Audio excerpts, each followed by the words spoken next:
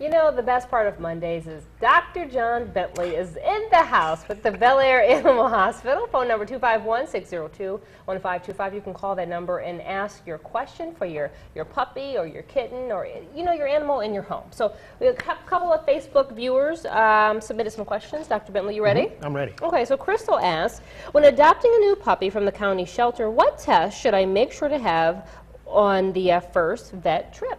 Okay, depends on the age of the puppy. Anything less than 6 months old, you basically just need a physical exam for sure, and a fecal, which is you test the feces for eggs of the worms they might have. That's definitely a must. Before 6 months old, they are not going to show up positive on a heartworm test whether they have them or not. So if they're past 6 months old, then it might be a good idea to have a heartworm test run. And then just the general physical exam will lead the veterinarian in whatever direction he thinks needs to go. You do have to keep in mind, though, that most viruses that dogs will catch, usually at the pound or at the grooming parlor, stuff like that, from the time they catch the virus or are infected by it to the time they actually show symptoms can be 7 to 10 days. Wow. So if you picked up a puppy yesterday from the pound and it might not get sick for 10 days, if you take it into the vet at 5 days, he's going to look fine.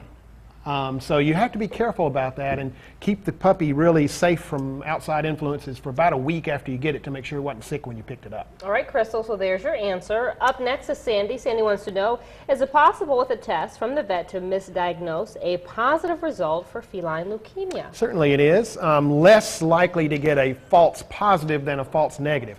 False negatives in feline leukemia tests are very common. False positives are less common, but they do happen. What we generally do if there is no history and no symptoms of a feline leukemia cat, you know, no symptoms, like I said, and no history that they've been exposed to one, and you come up with a positive, I generally don't panic until we get a second positive.